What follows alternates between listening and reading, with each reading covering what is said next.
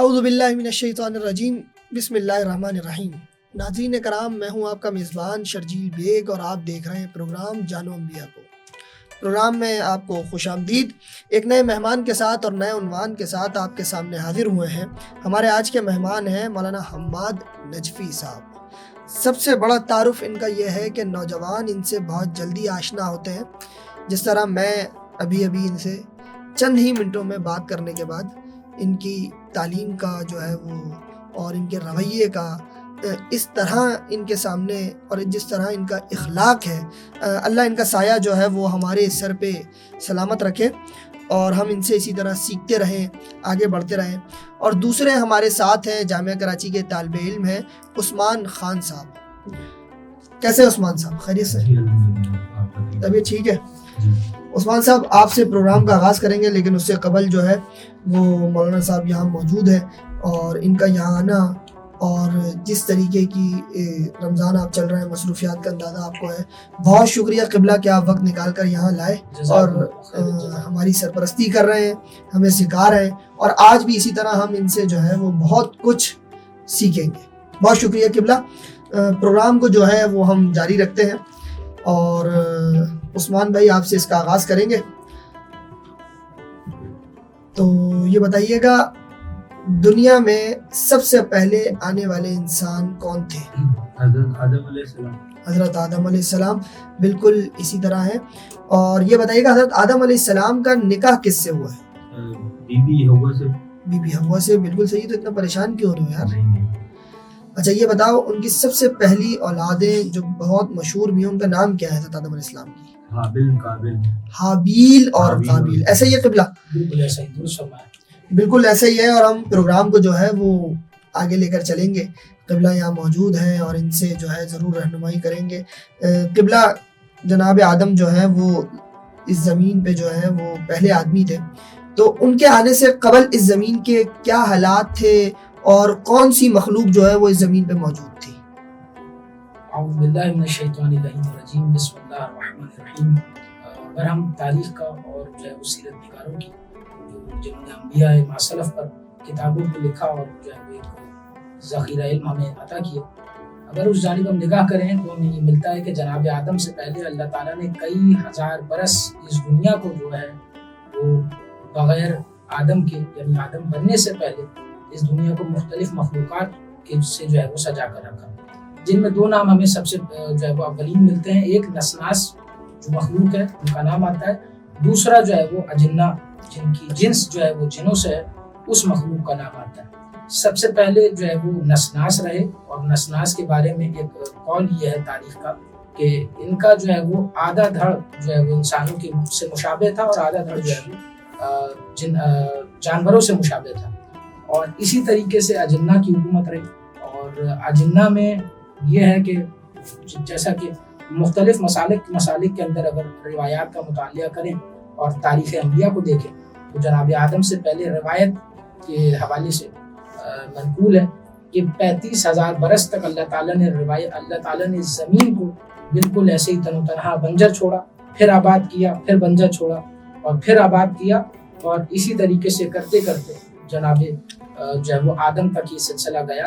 اجنہ یہاں رہتے تھے، اجنہ کے ہاں تو جو ہے وہ اللہ تعالیٰ نے ہدایت بھی دی، اس میں سے کچھ شریف بھی تھے، اس میں سے کچھ رحمان کے نمائندے بھی تھے، اور یہ سلسلہ چلتا رہا۔ اور عجیب بات یہ ہے کہ انہی اجنہ کے اندر جو جناب آدم سے پہلے دنیا میں قائم تھے، جن کی نسلیں رواں تھی، خاندان پھل پھول رہا تھا اور جو ہے وہ ایک پورا سلسلہ حیات قائم تھا جنوں کا، اس میں اللہ تعالیٰ نے اپنا نمائندہ بھی مقرر کیا، جس طریقے سے انسانیت مقرر کیا۔ تو لوگ جو ہے وہ بعض نے سرکشی کی، بعض نے جو ہے وہ اتباع حق کی، اور اسی طرح دنیا کی حالت یہ تھی کہ کئی مرتبہ ملائکہ نے آ کے اس دنیا کو تاراج کیا، جنہ کے پوری حصہ ہستی سے مٹایا، بعض غفاؤں میں چھپ گئے، غاروں میں چھپ گئے۔ اسی لیے ہم دیکھتے ہیں کہ اس آج کے دور تک ہم نے، اگر آپ اس دنیا پہ نظر ڈالیں تو اکثر جنات اور یہ جنی سلسلہ جو ہے یہ آپ کو غفاؤں، غاروں یا ویرانوں میں پایا جاتا ہے، کیونکہ ایک روایت کے بقول جب ملائکہ نے آ کر جو ہے وہ تاراجی شروع کی اللہ کے حکم سے، دنیا کو جو ہے وہ دشمن خدا سے مٹایا جائے، جو کہ دشمن خدا جنوں کی نسل میں سے تھے، تو بعض نے جو ہے وہ چھپ کر غفاؤں میں اور غاروں میں جو ہے وہ پناہ لی۔ صحیح، بہت شکریہ. اور یہ بہت زبردست. ہمیں اب تک جتنے بھی ہم لوگ ہیں بالخصوص ہم یہی سوچتے ہیں کہ ہم سے حضرت آدم علیہ السلام سے پہلے جو ہے وہ یہ زمین تھی بھی یا نہیں تھی یا کون سی مخلوقات تھی. اس کا جواب جو ہے وہ ہم سب کے لیے جو ہے وہ بڑا قابل ہے اور بہت سمجھداری کے لیے ہے. اچھا قبلہ یہ بتائیے گا حضرت آدم علیہ السلام کے لیے جو ہے وہ قرآن پاک میں ارشاد آیا ہے خلقت بیدیہ، اس کا کیا پس منظر ہے؟ اس پہ تھوڑی سی روشنی ڈالیے گا. خدا تعالیٰ نے جناب آدم کے تذکرہ کرتے ہوئے جب شیطان کو سجدے، یہ اس وقت کی آیت ہے شیطان کو سجدے کا حکم دیا.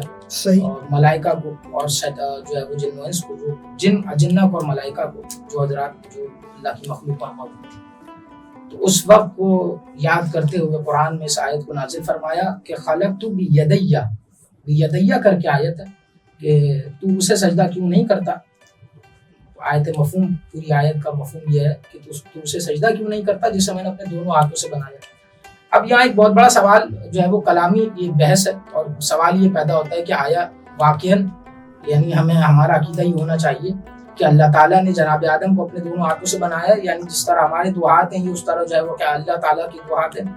تو دیکھیں جو عقیدہ توحید کے اندر تجسیم کے قائل ہوئے، جو جسم کے قائل ہوئے، جو اللہ کے جسم کو جو ہے وہ مانتے ہیں، تو وہ اس بات کے شاید قائل ہوں.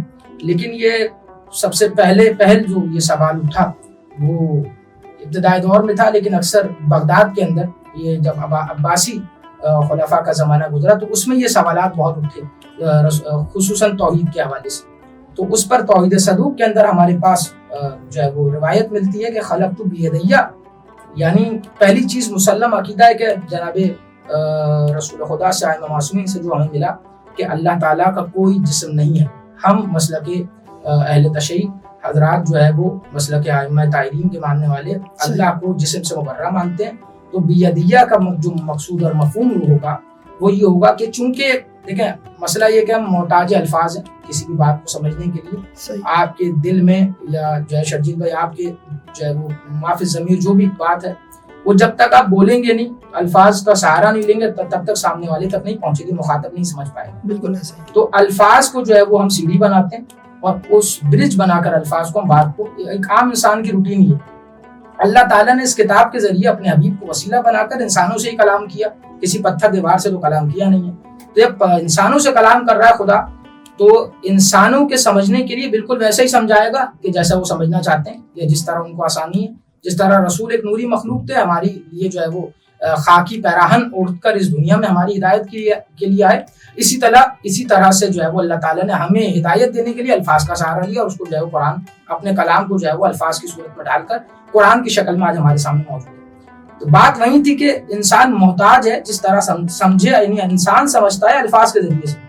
تو اب کمال فصاحت اور بلاغت قرآن کا یہ ہے کہ خلقت بیدیہ، یعنی انسان جب بھی آپ دیکھیں فطرت اور نارمل بالکل جو ہے وہ یہ تقاضۂ فطرت ہے، کبھی بھی ایک ہاتھ سے انسان کا کام شرجیل صاحب جو ہے وہ ناقص رہتا ہے. یعنی اگر انسان ایک ہاتھ سے کام کرے نا تو اس میں اتنا فوکس نہیں آ پاتا، لیکن دو ہاتھ سے کام کرے تو انسان کا فوکس اس کے اندر بالکل کمال درجے پر ہوتا ہے. بالکل جو ہے وہ یہ کہہ لیں کہ پرفیکشن کے ساتھ وہ کام ہوتا ہے جس کے اندر دونوں ہاتھ ملوث ہو، یعنی دونوں ہاتھ کو بروئے کار لائے ایک کام کے لیے.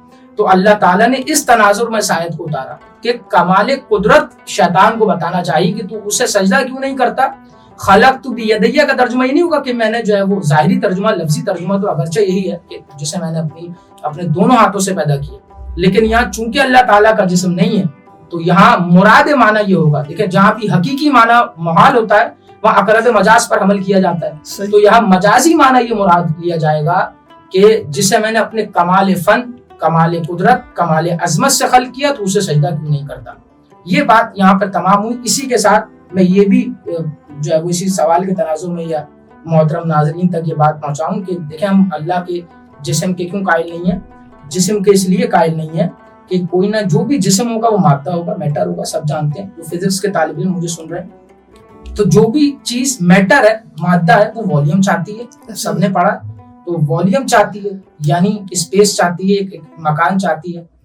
جیسے دنیا کی یہ پورا عالم کون جو ہے مادہ ہے. سورج کا ایک اپنا جسم ہے، دھرتی کا جو ہے یونیورس کا اپنا، ارتھ کا اپنا جسم ہے، پہاڑ ایک اپنا جسم رکھتا ہے، چاند اپنا جسم رکھتا ہے. تو جو بھی جسم رکھتا ہے فلسفی نقطہ نگاہ سے حکمت کے تحت تو جو ہے وہ ہر جسم جگہ گھیرتا ہے. بس میں یہ بتانا چاہ رہا ہوں کہ اللہ کا جسم کیوں نہیں ہو سکتا, تو جگہ گھیرتا ہے. اب جو چیز جگہ گھیرے گی تو اسے مکان چاہیے. صحیح, بالکل صحیح. اگر بات آپ تک پہنچ گئی, اب اگر اسے مکان چاہیے تو یہ بالکل جو ہے وہ عقل سلیم رکھنے والا انسان اس بات کو جو ہے قبول کرے گا کہ مکین بعد میں ہوتا ہے, مکان پہلے ہوتا ہے. مکین بعد میں ہوتا ہے, مکان پہلے ہوتا ہے. اگر ہم تسلیم کر لیں کہ خدا جسم رکھتا ہے تو پھر یہ تسلیم کرنا پڑے گا کہ خدا محتاج مکان ہے. اور جب یہ تسلیم کرنا پڑے گا کیونکہ لازم ہے تو اسے اسپیس چاہیے, جب ہمیں یہ تسلیم کرنا پڑے گا تو پھر ہمیں ایک ایسا وقت یہ جو ہے وہ ماننا پڑے گا, اس بات کا اقراری بن جائیں گے کہ ایک لمحہ ایسا تھا کہ خدا نہیں تھا مگر خدا کا وہ مکان موجود تھا. کیونکہ پھر خدا آیا نا, مکین پھر آیا. جبکہ ہم اللہ تعالیٰ کو جو آل محمد کا نظریہ ہے, ہم خالق زمان و مکان مانتے ہیں, محتاج زمان و مکان نہیں مانتے, اور زمان و مکان کی کیسے مبرہ مانتے ہیں. بالکل صحیح, یہ بات تو آپ کی بالکل صحیح ہے. اچھا قبلہ, آپ نے جو ہے وہ سجدے کا ذکر کیا تھا, تو مجھے بتائیے گا سجدہ تو حضرت آدم علیہ السلام کو بھی جو ہے وہ کروایا گیا تھا, یہ وہ کون سا سجدہ ہے, اس کا بھی پس منظر تھوڑا سا ہمیں بتائیے گا. مفسرین عامہ اور جو ہے وہ مورخین اس پہ کوئی اختلاف نہیں رکھتے, اگر چاہے اپنے ہوں چاہے برائے ہوں, کیا اسلام کے کسی بھی فرقے سے ان کا تعلق ہو. جیسے کہ تفسیر بیضاوی ہو گئی یا دیگر ہمارے محترم اہل سنت کی بہت مقدس تفسیر بیضاوی, اور تفسیر الصافی کے اندر تفسیر میزان میں سید طباطبائی نے جب اس نقطے پر قلم اٹھایا تو یہ بات لکھی کہ متفق ہیں کہ وہ سجدہ جو ہے جناب آدم کو سجدہ تعظیمی تھا. اور سجدہ تعظیمی کس لیے تھا, اس کا پس منظر یہ ہے کہ اگر آپ کو یاد ہو کہ جب جناب آدم کو خلق کیا اور کہا کہ انی جاعل فی الارض خلیفہ, میں سروئے زمین پر اپنا خلیفہ مقرر کرنے والا ہوں, تو فرشتوں نے ایک اعتراض کیا تھا جس کو جو ہے وہ قرآن کے اندر مفصل طور پر نقل کیا کہ پروردگار تو اسے خلیفہ بنائے گا جو ہے وہ تیری زمین پر فساد پھیلائے گا, یسفک الدماء, اور جو ہے وہ خون کو بہائے گا. ہمیں بنا دے, نحن نسبح و نقدس, ہم تو تمہاری تسبیح بھی کرتے ہیں, تمہاری تقدیس بھی کرتے ہیں. تو فرشتوں نے اعتراض کیا تھا. تو چونکہ مشیت خدا یہ تھی کہ آدم کو خلیفہ بنایا جائے, اور آدم, اچھا یہ بھی ایک عجیب بات ہے کہ سوال کرنے والے سوال کرتے ہیں کہ ملائکہ کو کیسے علم ہو کہ فساد برپا کرے. صحیح, آپ کی جو ہے وہ اس سے پہلے ہی جو آپ نے ابتداءً سوال کیا کہ جناب آدم سے پہلے جو ہے وہ زمین کی حالت کیا تھی, تو یہ بالکل اسی سے مرتبط ہے. بھئی ملائکہ تو عقل رکھتے نہیں ہیں, ملائکہ تو مطیع ہیں, صرف ان کو تو عقل نہیں تھی. ایسا ہی, تو ملائکہ کو کیسے پتا تھا کہ یہ جو ہے وہ اسے خلیفہ بنا رہا ہے کہ جو ہے فساد برپا کریں گے زمین پر جا کر. تو چونکہ میں نے آپ کو ابتداءً اس پروگرام میں عرض کیا اپنے محترم ناظرین کے لیے کہ ایک عرصہ دراز, یعنی ہمارے یہاں نہیں کہ ایک صدی دو صدی, 35 ہزار برس, یہ کوئی عام بات نہیں ہوتی. دنیا آباد رہی برباد ہوئی, آباد رہی برباد ہوئی, آباد رہی پھر برباد, پھر جو ہے وہ برباد ہوئی. تو یہ تمام جو سابقہ دنیا کی پکچر ہے یہ ملائکہ دیکھ رہے تھے, حاملان عرش جو, تو وہ ان کی نظر میں تھا. تو وہ اپنے علم کے مطابق جو مشاہدہ کر چکے تھے, عقل نہیں تھی ان میں, تو جو مشاہدہ کر چکے تھے کہ اللہ نے بار بار خلیفہ بنایا ہے, خلیفہ یعنی بار بار حکمرانی دی اپنے اجنہ کے اندر, اور بار بار جو ہے وہ فساد پھیلایا لوگوں نے, بار بار انہی سرکشوں نے جو جنوں کی جو ہے وہ یہ کہیے کہ نسل میں تھے, انہوں نے جو ہے وہ اللہ کے بنائے ہوئے کو قتل کیا, مارا, ستایا, بے گھر کیا, غریب الوطن بنا دیا. تو وہ اپنے اس ماسبق علم کی بنیاد پر جو ہے وہ یہ اعتراض اٹھا رہے تھے. تو تبھی اللہ تعالیٰ نے چاہا کہ میں اپنے جو خلیفہ جس پر مقرر کر رہا ہوں, چونکہ میں کر رہا ہوں. اگر آپ دیکھیں قرآن کی آگے جو آیت گزری ہے اس میں اللہ تعالیٰ نے کوئی جواب نہیں دیا ملائکہ کو, بس اتنا کہا کہ انی اعلم ما لا تعلمون, کہ جو میں جانتا ہوں تم نہیں جانتے. یعنی اللہ تعالیٰ نے یہ کہہ کے چپ کرا دیا. اور ایک روایت کے مطابق 500 جو ہے وہ میل دور ان ملائکہ کو اپنے عرش سے دور پرے کر دیا جن لوگوں نے یہ اعتراض, جن ملائکہ نے یہ اعتراض کیا تھا پروردگار ہمیں بنا دیا. تو جو آپ نے سوال کیا سجدہ کیوں کروایا, ایک جہت یہ ہے کہ ملائکہ کے سامنے, اب آپ مجھے بتائیں کہ آپ بالکل یہ کامن سی بات ہے, سجدہ کرنے والا افضل ہوگا, سجدہ جس کو کیا جائے وہ افضل ہوگا, جس کو سجدہ کیا جائے. ایسے ہی تو اللہ تعالیٰ نے چونکہ اپنے خلیفہ کو جو ہے وہ مقدم رکھنا تھا, فضیلت بخشنا تھی, اور جو ہے وہ ملائکہ پر جو اعتراض جن کے دلوں میں اعتراض تھا, تو اللہ تعالیٰ نے آدم کو سجدہ کروا کے آدم کی فضیلت کو جو ہے سب پر یہ کہہ لیں افشا کر دیا اور واضح کر دیا. اور دیگر ہمارے بزرگان مورخین مفسرین نے جناب آدم کے سجدے کے بارے میں جو لکھا کہ جناب آدم کو, کیونکہ یہ مسئلہ کے جو ہے وہ اسلامیہ کا متفقہ عقیدہ ہے توحید کے معاملے میں، مسلک تشیع کا بھی اور تمام جو ہے وہ عالم اسلام کا، کہ سجدہ فقط اور فقط خدا کو کیا جاتا ہے، کسی بھی غیر خدا کو سجدہ نہیں کیا جاتا۔ تو جناب آدم کے بارے میں مفسرین کہتے ہیں کہ جناب آدم کی مثال کعبہ کی مانند تھی، صحیح، سجدہ وہ اللہ کو تھا، لیکن جناب آدم مثیل کعبہ تھے، یعنی کعبہ کی مثال تھی، سر جھکے ان کی طرف تھے، سر جس طرح کعبے کے سامنے آج مسلمانوں کے سر جھکتے ہیں، لیکن خدا کو جو ہے وہ سجدہ ہو رہا تھا۔ لیکن اس کے اندر بھی فضیلت جناب آدم کی ہی ہے، یہ خوبصورتی ہے، جس طرح فضیلت یہ ہے کہ کعبے کی فضیلت ہے، صحیح، تو اس کے اندر بھی اگرچہ سجدہ خدا کو ہی ہے، خدا کے علاوہ سجدہ کسی کو نہیں ہے، تو لیکن پھر بھی سجدہ یعنی خدا، آپ دیکھیں کتنی خوبصورت بات ہے کہ مسجود ہے اللہ، حقیقی مسجود تو اللہ ہے نا، سجدہ تو اللہ کو کیا جاتا ہے، ساجد اور مسجود کے درمیان جو واسطہ قرار پا رہا ہے سجدہ کا، وہ جناب آدم ہے۔ یعنی یہ فضیلت اور اختصاص ہے جناب آدم کا کہ سب سے پہلے نبی، اور سب سے یعنی یہ کہیے کہ ان کی اگر کوئی پوچھے نا جناب آدم کی انفرادیت کیا ہے، تو جناب آدم کی انفرادیت یہ ہے کہ سب سے پہلا سجدہ اگر دنیا میں ہوا ہے تو وہ اللہ کو ہوا، اور جناب آدم بطور جو ہے وہ وسیلہ قرار پائے اس سجدہ کے۔ صحیح۔ اچھا مولانا، یہ سوال ہم نے طالب علم سے بھی کیا تھا کہ بی بی حوا جو ہے حضرت آدم علیہ السلام کی کون ہے، تو ہم نے جواب بھی دیا تھا جی بی بی حوا ہے، جی وہ جو ہے حضرت آدم علیہ السلام کی اہلیہ بھی ہیں، وہ بھی اگر وہ اہلیہ ہیں بی بی حوا تو ان کا نکاح جو ہے وہ کس نے پڑھایا حضرت آدم علیہ السلام سے؟ جی بڑا خوبصورت اور بڑا بہترین سوال ہے۔ جناب آدم نے جب جو ہے وہ تنہائی کا ذکر اللہ تعالیٰ سے کیا کہ تنہا تھے، اور انسان کی جو ہے وہ اللہ تعالیٰ نے وجدان میں اور طبیعت میں یہ رکھا ہے کہ وہ جو ہے وہ مختلف طب ہے، میلان رکھتا ہے دیگر دوسروں کی جانب، وہ اکیلا رہ کر جو ہے وہ زندگی بسر نہیں کر سکتا، فطرت کا تقاضا ہے انسان کی جو خمیر میں گوندا گیا ہے۔ تو اس وقت جو ہے وہ جناب آدم کے لیے حوا کو جناب آدم سے ہی خلق کیا گیا، اور اس کے بعد جب اللہ تعالیٰ نے وحی کی کہ جو ہے وہ یہ تمہاری مونس ہے، تمہاری مددگار ہے، تمہاری شریک حیات ہے، تو ملائکہ موجود تھے جو ہمیں کتابوں کے اندر ملتا ہے، اور اپنے اہل سنت برادران اور مسلک جعفریہ تمام مورخین، تمام مفسرین نے ہی لکھا کہ جناب حتیٰ کہ عرائس المجالس للثعلبی، جناب امام ثعلبی نے اپنی کتاب کے اندر جب جناب آدم کے نکاح پر بات کی تو یہ لکھا، اور ہمارے بھی روایات ملتی ہیں ہمیں معصومین سے، یہ لکھا کہ جناب جو ہے وہ آدم اور حوا کا نکاح جو ہے وہ اللہ تعالیٰ نے پڑھایا، ملائکہ اور حاملین عرش ملائکہ وہ اس نکاح پر گواہ تھے۔ نکاح ہونے کے بعد جناب آدم اور حوا کو جو ہے وہ زندگی بسر کرنے کا حکم۔ صحیح۔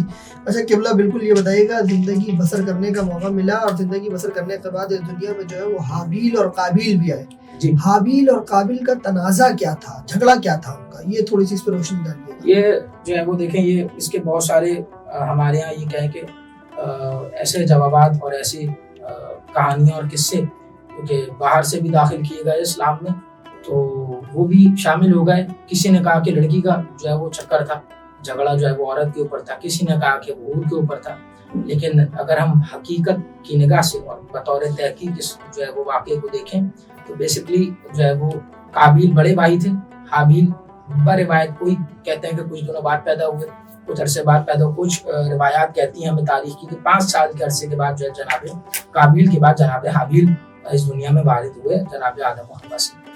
تو جھگڑا جو ہے وہ حابیل اور قابیل کے درمیان کسی لڑکی کا تھا، نہ کسی جو ہے وہ عورت کا تھا، نہ کسی بیوی کا تھا، نہ ہی کسی اور تنازع تھا۔ جھگڑا یہ تھا کہ جناب قابیل تھے بڑے بھائی، یہ توجہ سے سنیے گا، جناب حابیل تھے بڑے بھائی، اور جناب قابیل بڑے بھائی تھے، حابیل بعد میں پیدا ہو تو حابیل چھوٹے ہوئے۔ اب جب جناب آدم اس دنیا سے جا رہے ہیں، جناب آدم کون ہے؟ انی جاعل فی الارض خلیفہ، وہ زمین پر اللہ کے خلیفہ ہیں۔ اللہ کی خلافت جو ہے وہ جناب آدم علیہ السلام کے ہاتھ میں تھی، اور اس کے بعد پھلے پھولے دنیا میں آئے، اور اس کے بعد نسل آدمیہ کا سلسلہ پھیلا، اور انہی دونوں بچوں سے آگے ان کی شادیاں ہوئیں، اور جو ہے وہ شادیاں بھی ہم جو کہا جاتا ہے غلط جو ہے وہ تصور ہے کہ نعوذ باللہ استغفر اللہ، بہت عجیب سوال ہوتا ہے یہ کہ آیا بہنوں سے شادیاں ہوئیں؟ قطعاً ایسا نہیں ہے، تاریخ کے اندر اس کی ممانعت ہے، اور یہ عقیدہ درست نہیں ہے کہ جو ہے حابیل و قابیل کی شادیاں اپنی بہنوں سے ہوئی ہیں۔ اور اس کے لیے جو ہے دوسری روایات ہمارے پاس موجود ہیں کہ اللہ تعالیٰ نے ایک حور کو اور ایک روایت میں ایک جنی کو جو ہے وہ بصورت انسان نازل کیا، جنی قابیل کی قسمت میں آئی، اور حابیل کی قسمت میں جو ہے چھوٹا بھائی جو تھا اس کی قسمت میں اس کو جو ہے وہ حور عطا کی جنت کی، جو حور جو ہے وہ انسانی شکل میں جو ہے وہ حور تھی، اور اس سے شادی ہوئی، اور پھر یہ سلسلہ نسل آدم اس طریقے سے آگے پروان چڑھی۔ تو بہنوں سے نعوذ باللہ استغفر اللہ، ان الدین عند اللہ الاسلام، اسلام اللہ کی نگاہ میں شروع سے دین ہے، ایسا نہیں ہے نعوذ باللہ استغفر اللہ رسول خدا نیا دین لائے تھے، شریعت رسول خدا نہیں لائے تھے، آدم سے لے کے رسول اللہ تک دین ایک ہی رہا، وہ ہے دین اسلام، اور اس کے کچھ مسلمات ہیں، وہ مسلمات آدم سے لے کر جناب آدم سے لے کر رسول ختم مرتبہ تک بالکل ایسے ہی چلتے ہیں۔ تنازع یہ تھا کہ جب آخری عمر میں آئے اور ہر نبی اپنے بعد اپنے وارث اور اپنا جانشین حکم خدا بناتا رہا، جناب آدم نے بھی یہی کیا۔ جب حکم ربی ہوا تو جناب حابیل کو اپنی جگہ جو ہے وہ شرجیل صاحب ہوئے، جناب آدم نے اپنی جگہ نمائندہ، اپنا ولی، اور آنے والی امت کے لیے جناب آدم کے بعد جو آدم کا خاندان تھا، آدم کی نسل تھی، اس کے اوپر حاکم چنا۔ اب مسئلہ یہ تھا کہ بڑے بھائی تھے قابیل، تو وہ یہاں جو ہے وہ بہت زیادہ غصہ ہوئے، نالا ہوئے، اور جو ہے وہ روایت کا جملہ ہے تاریخ کا کہ جو ہے وہ بالکل غضبناک ہو کر اپنے والد صاحب جناب آدم کی جو ہے وہ خدمت تک پہنچے کہ پڑھا تو میں ہوں لیکن آپ نے نمائندگی جو ہے وہ حابیل کو سونپ دیا۔ تو اس وقت ایک جملہ کہا تھا جناب آدم علیہ السلام نے کہ الامر الی اللہ، کہ امر اللہ کی جانب ہے، امر اللہ کی جانب۔ یہی جملہ بلکہ جملہ میں بات مکمل کروں تو اس جملے کو میں دوبارہ ایک جو ہے وہ تاریخ کے ایک پس منظر سے جو ہے کنیکٹ کروں گا، مرتبط کروں گا۔ جب یہ کہا تو شکایت کی تو کہا جناب آدم نے بھائی میں نے تو اپنی طرف سے تو کچھ نہیں کیا، میں نے تو وہ کیا جو اللہ تعالیٰ نے مجھے حکم دیا۔ پھر بھی آپس میں بھائیوں کی جو ہے وہ نہیں بنی، جس پر قابیل بہت برہم تھے کہ ایسا نہیں ہو سکتا، میرے حصے میں جو ہے وہ یہ خلافت اور یہ پوری دنیا کی حکومت آنی چاہیے۔ تو اس پر جناب آدم نے کہا کہ اگر ایسا ہی ہے تو پہاڑ پر جائیے اور اپنی اپنی قربانیاں لے کے جائیے۔ تاریخ کے اندر روایت موجود ہے، آپ جو ہے دیگر مفسرین کی کتابوں میں اس کا مطالعہ کر سکتے ہیں۔ جناب حابیل اور جناب قابیل دونوں پہاڑی پر لے کر گئے، جناب حابیل کے بارے میں دمبا لے کر گئے، جناب قابیل کے بارے میں ہے کہ کسی اور جو ہے وہ یہ کہیے کہ جانور کو لے کر گئے، دونوں نے اپنے اپنے جانور رکھ دیے۔ اس زمانے میں نظر قبول ہونے کا جو ہے وہ طریقہ یہ تھا کہ آسمان سے بجلی آتی وہ جلا دیتی، بس جس کا جانور جس کی نظر جل جائے تو اس کا مطلب ہے اس کی قربانی قبول ہو گئی۔ اچھا، یہ ابتدائے کائنات کی بات ہو رہی ہے۔ تو جناب حابیل کے جو دمبا تھا اس پر جو ہے وہ بجلی آ کر گر گئی، تو اس کے بعد جو ہے وہ سب نے جناب حابیل تو اس کا مطلب ہے ان کی نظر بھی قبول ہو گئی، جناب آدم کی جانب سے جو ہے وہ معین بھی ہو چکے ہیں۔ اب قابیل ہاتھ دھرے کے دھرے رہ گئے قابیل کی۔ اب جب جناب آدم جب بھی خانہ کعبہ جاتے تو لوگ، یعنی اس وقت بھی خانہ کعبہ جاتے تھے جناب آدم، تو لوگ باقاعدہ، یعنی اتنا مشہور ہوا یہ واقعہ، یہ نظر والا، کہ لوگ جناب آدم کو اپنے امانتیں سونپتے، اپنے بچے سونپتے کہ حابیل کا واسطہ ہے، حابیل کے واسطے سے جو ہے نا میرے بچوں کی حفاظت کرنا، میں مطلب فلاں شہر جا رہا ہوں، یہاں جا رہا ہوں، وہاں جا رہا ہوں۔ تو یہ اتنا مشہور ہوا۔ تو اس موقع پر شیطان آیا قابیل کے پاس۔ یہ ہے آپ کے سوال کا جواب، جہاں تک میں اپنے ناظرین کو اور آپ سب کو لانا چاہ رہا تھا۔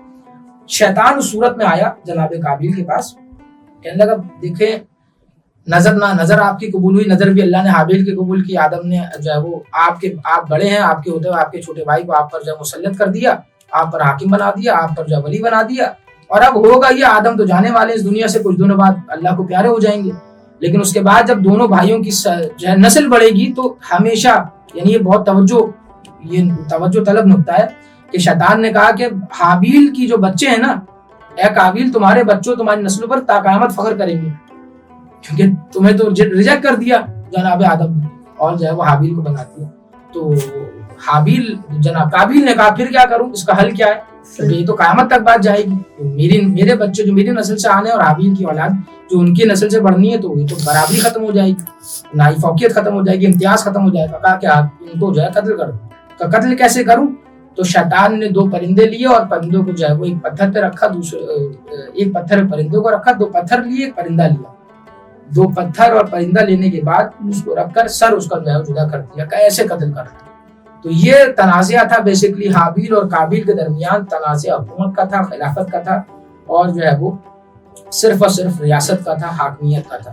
میں نے جس نقطے پر آپ کو روکا تھا کہ الامر الی اللہ، کہ جب حابیل روتے ہوئے، پھڑپھڑاتے ہوئے، کہ اضطراب کی حالت میں، اور جو ہے وہ بالکل یہ کہہ لیں کہ غصے کی حالت میں اپنے بابا کے پاس آئے اور کہا، قابیل آئے اور کہا کہ جو ہے وہ آپ نے میرے بڑے چھوٹے بھائی کو مجھ پر حاکم بنا دیا، جبکہ فرض حق تو میرا تھا، میں وارث آپ کا ہوں، میں بڑا بیٹا ہوں۔ تو اس پر جناب آدم نے جملہ کہا الامر الی اللہ۔ یہی تاریخ کے اندر ہمیں دوسرا واقعہ تب ملا جب فتح مکہ کے بعد بنو عامر قبیلے کا نام ہے، سیرت ابن ہشام نے اس واقعے کو نقل کیا، جب وہ لوگ اپنے بڑے بڑے شیوخ کے ساتھ رسول کی خدمت میں آئے اور کہنے لگے ہم کلمہ پڑھ لیں گے، شرط ایک ہے کہ آپ کے جانے کی، یہ فتح مکہ کی بات، شلیل صاحب یہ فتح مکہ کے بعد کی جو ہے وہ بات کا واقعہ ہے، خانہ کعبہ میں رسول ختم مرتبت موجود ہے اور کام اسلام لے آتے ہیں۔ اس سے پہلے کیونکہ مختلف قبیلوں پر بھیجا تھا رسول اللہ نے، تو آگے ہم اسلام لے آتے ہیں تو کہا کہ شرط یہ ہے کہ آپ کے بعد خلافت اور حاکمیت میں ہمارا حصہ ہوگا، تو رسول نے بھی وہی جواب دیا جو آدم نے سب سے پہلی خلافت کے لیے جواب دیا تھا، الامر الی اللہ، امر اللہ کی جانب۔ یعنی اس بات یہ واضح ہو گیا کہ جب بھی اللہ کا خلیفہ، اللہ کا نمائندہ ہوگا تو کوئی اور نہیں بنائے گا، اللہ ہی معین کرے گا۔ بالکل صحیح، بہت شکریہ قبلہ، آپ نے اس تاریخ کا جو ہے وہ ہمیں ایک پس منظر بتایا اور ہمیں جو ہے اس سے آگاہ کیا۔ ہمارے جتنے بھی ناظرین ہیں، جتنے بھی جو بھی سوال آپ پوچھنا چاہتے ہیں وہ اس میں کامنٹ میں یا میسج پہ آپ بآسانی پوچھ سکتے ہیں، قبلہ ہمارے ساتھ ہی ہے، اور انشاءاللہ اللہ نے چاہا تو ایک نئے پروگرام کے ساتھ، ایک نئے عنوان کے ساتھ آپ کے پاس دوبارہ حاضر ہوں گے۔ اس وقت اپنے میزبان شرجیل بیگ مغل کو اجازت دیجیے گا۔ السلام علیکم ورحمۃ اللہ۔